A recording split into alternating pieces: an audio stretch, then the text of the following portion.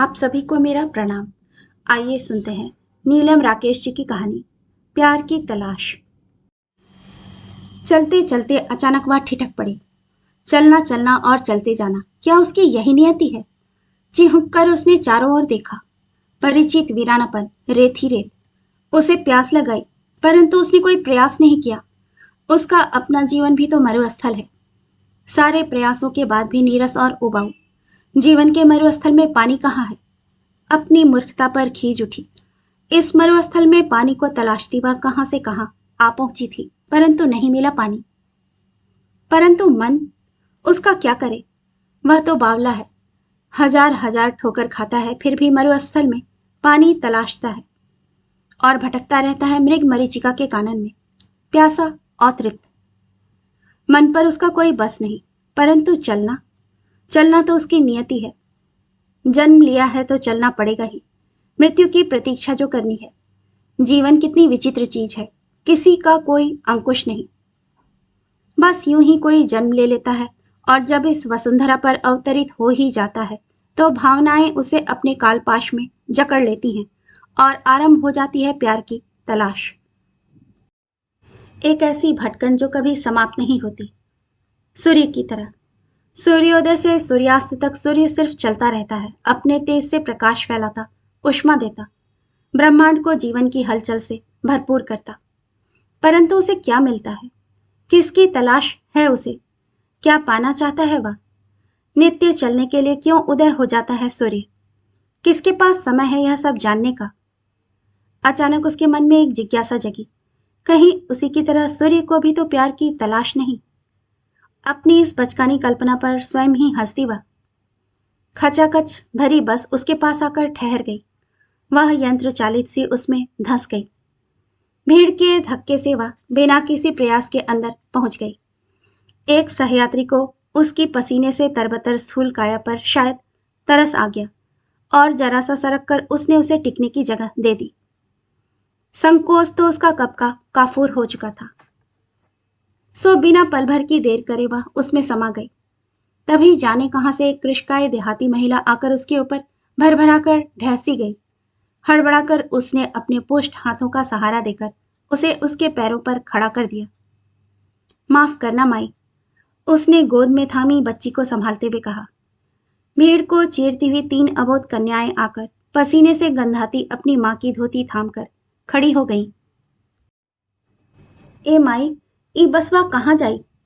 महिला ने अनुनय सी की। अरे, तुम्हें यह भी नहीं पता और तुम बस में चढ़ गई? जाना कहाँ है तुम्हें? आश्चर्ययुक्त हमदर्दी उसके स्वर में छलक आई। हमदर्दी की आंच पाते ही वह मोम की तरह पिघल उठी। हम काहे चढ़े लगे? वो तो हमार मरद हमका चढ़ा गईल है।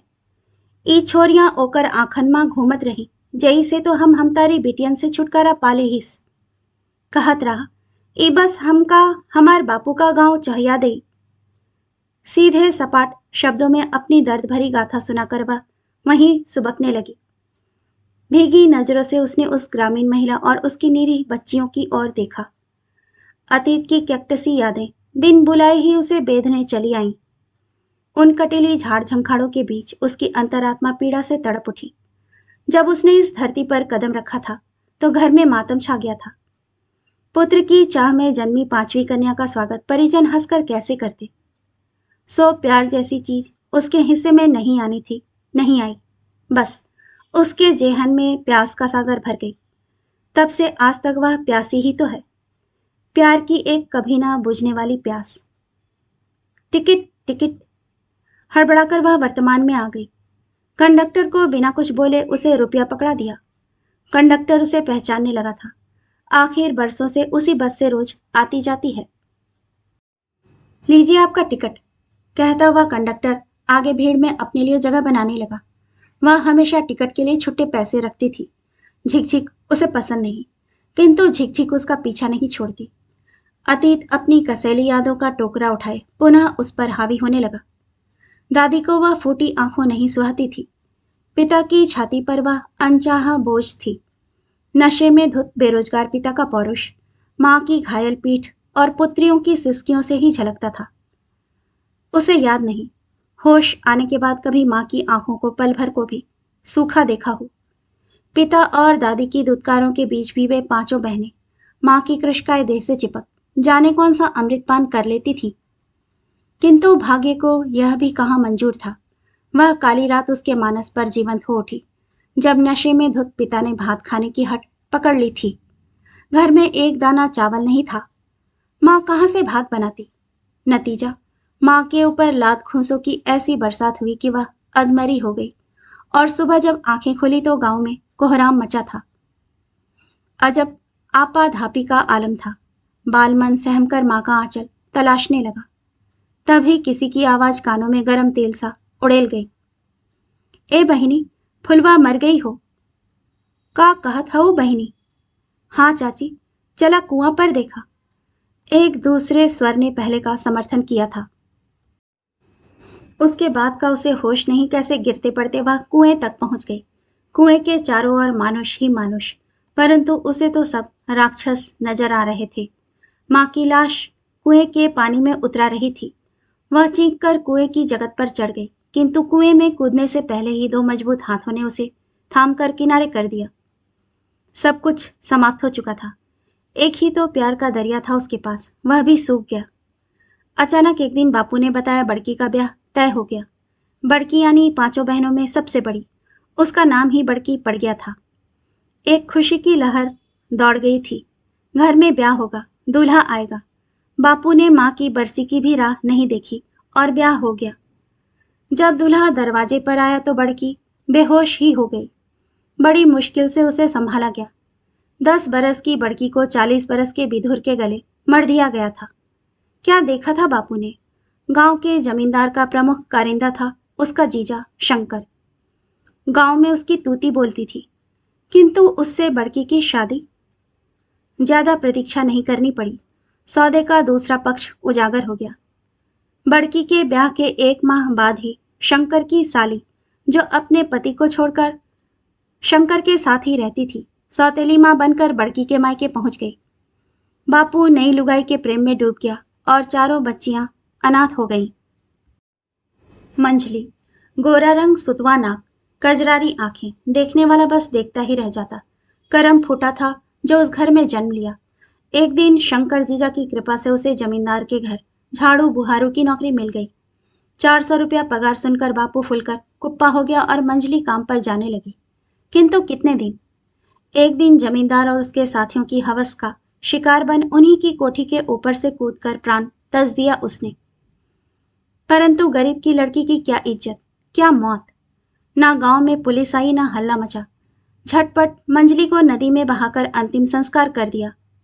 बापू का तो बोझ उतर गया, साथ ही हमारी झोपड़ी पक्की ईंटों की कोठरी में बदल गई और बापू को जमींदार के खेतों की निगरानी की नौकरी भी मिल गई। नई माँ खिल गई। सौत की लड़की की पूरी कीमत वसूल ली थी। दोनों पक्ष संतुष्ट थे। शंकर जीजा के एहसानमंद। जमींदार को पुलिस कोर्ट कचहरी से मुक्ति मिली थी तो माँ बापू को तसल्ली थी कि जाने वाला तो चला गया, किंतु सौदा अच्छा पटा था। अच्छा क्यों ना होता, आखिर सौदागर शंकर जीजा जो थे। बहन जी, रास्ता दे दीजिए। कई बार उसे पुकारने के बाद सहयात्री अब उसे धकियाता हुआ निकलने का असफल प्रयास कर रहा था। थोड़ा संकुचित हो उठी वह। अतीत में ऐसा खोई थी कि वर्तमान को पूरी तरह बिसरा दिया था। अपने स्थूल शरीर को थोड़ा सा समेटकर उसने रास्ता बना दिया। बेचारा युवक जल्दी से निकलकर बस से बाहर निकलने के युद्ध में रत हो गया। उसने पुनः अपने स्थूलकाय शरीर को पूरे इत्मीनान से फैला दिया। 2-1 यात्री उस और इस आशा से लपके कि शायद बैठने का स्थान मिल जाए, किंतु उसकी पर्वतकाया के आगे स्थान के शेष रहने का प्रश्न ही नहीं था। 1-2 लोगों ने उसके मोटापे को लक्ष्य करके कुछ फिक्रे कसे, किंतु इनकी तो अब वह आदि हो चुकी है। चिकने पाट पर जल की बूंद सा वह फिसल जाते हैं। बस एक हिचकोले के साथ चल दी और साथ ही चल पड़ी उसकी अतीत विचरण की यात्रा। गांव की निःशुल्क पाठशाला में वे तीनों बहनें जाने लगी। विमाता के कोप से बचने की यही एक सरलतम राह उन्हें सुझाई दी।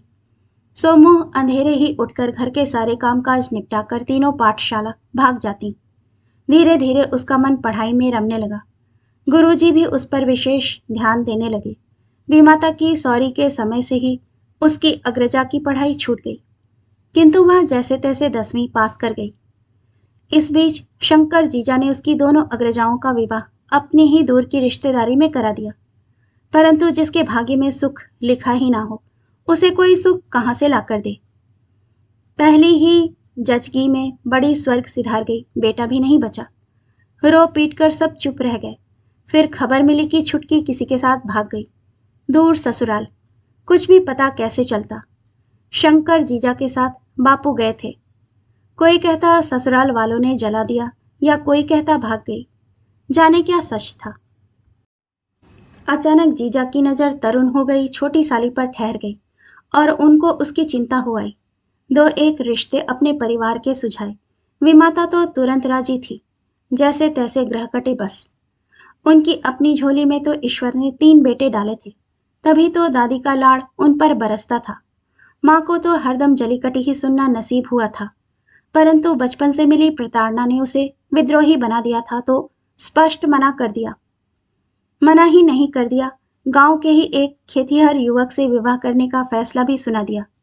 हंगामा खड़ा हो गया। लड़का उसके साथ ही पढ़ा था। गांव में बड़ी फजीहत हुई।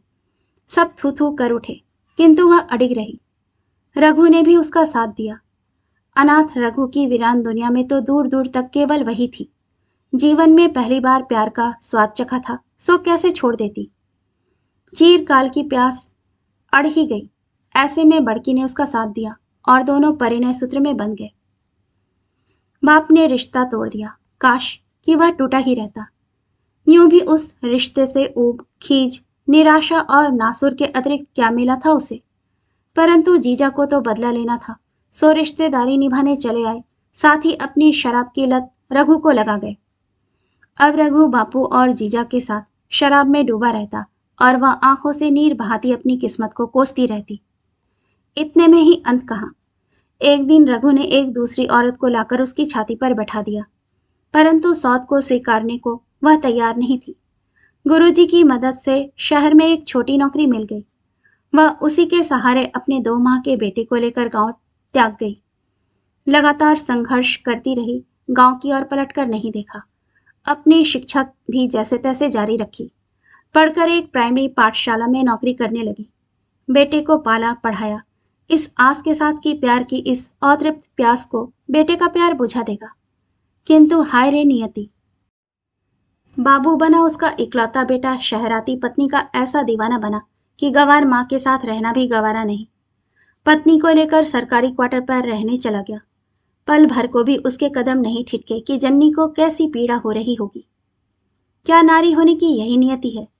प्यार की अतृप्त इच्छा लिए प्रियजनों के पीछे भागते रहना, यही तो उसने देखा है। भोगा हुआ सत्य है बापू की लात, गाली खाकर भी मरती। माँ मर गई, परंतु बापू के लिए प्यार कम नहीं हुआ। हाँ, माँ की झोली रीति ही रही। बड़की को देखो, प्यार क्या खाक मिला। बूढ़े को ब्याही गई, उसकी हर बुराई को ओढ़ती है, फिर भी पति को देवता मानकर पूजती है। प्यार की आस में काल का ग्रास बनी उसकी 2 अग्रजाएं, और स्वयं उसकी अपनी तड़पती आत्मा। किंतु पुरुष केवल पुरुष होने मात्र से ही जन्मते ही प्यार की सौगात से लद जाता है। वह दादी बाबा का दुलारा, माँ का प्यारा, बाप की आंखों का तारा, ब्याह जाए तो पत्नी का देवता। क्या विडंबना है। नारी सूर्य सी तपकर घर को रोशन रखती है, अपने आंचल की शीतलता में सबको समेटे रहती है, परंतु हाय रे नियति। अपनी इस अनवरत जीवन यात्रा के हर पड़ाव पर बिना रुके वह चलती रही है। कहीं ना कहीं प्यार पाने की एक आस, एक डोर थामे वह जीवन की धूप छांव सब सहती बढ़ती रही, चलती रही। कभी पिता, कभी पति, तो कभी बेटे से झूठी ही सही, प्यार पाने की आस तो बंधी ही रही। जब यह टूटी तो स्कूल के बच्चों से प्यार का नाता जोड़ लिया, और उसी में आकंठ डूब गई। परंतु आज अपनी नौकरी से रिटायर होकर वह लौट रही है। नन्हे बच्चों की मृदुल मुस्कान में जो प्यार वह तलाश लेती थी, आज वह स्रोत भी सूख गया। अब चारों ओर मरुस्थल ही मरुस्थल। कहाँ जाए, किसे तलाशे? प्यार की कौन सी डोर तलाश कर थामे जिसके सहारे शेष जीवन कट सके? जीना तो है मृत्यु की प्रतीक्षा में, परंतु तब तक प्यार के लिए तरसती इस आत्मा को प्यार की तलाश का एक लक्ष्य तो चाहिए। बहन जी, आपका स्टॉप आ गया। उसे कंधे से हिलाता हुआ कंडक्टर सामने खड़ा था। जाने क्यों उसे कंडक्टर के साथ हमदर्दी हो उठी। बस की भीड़ काफी छट चुकी थी। वह स्त्री भी अपनी बच्चियों के साथ अपनी मंजिल की तलाश में जाने कहाँ उतर गई थी। एक स्नेहिल नजर कंडक्टर पर डालकर वह बस से उतर गई। अपनी अंतहीन यात्रा उसे स्वयं ही पूरी करनी है, यह एहसास शिद्दत के साथ होने लगा। अस्त होते सूर्य की ओर दृष्टि डालकर वह छोटे छोटे पग उठाती अपने घर की ओर चल दी। अचानक एक नए संकल्प का पौधा सिर उठाने लगा। अपने जैसे प्यार की तलाश में भटकते लोगों के सुकून के लिए वह कुछ करेगी। अपने लिए नहीं, उनके लिए प्यार तलाशेगी। उनके जीवन को प्यार के रंग से रंग देगी। यही उसका जीवन लक्ष्य होगा, यही मंजिल। कहानी सुनने के लिए आपका धन्यवाद। श्रोतागण, आपसे विनम्र अनुरोध है कि कृपया कहानी पसंद आए तो इसे लाइक और सब्सक्राइब जरूर कीजिएगा। धन्यवाद।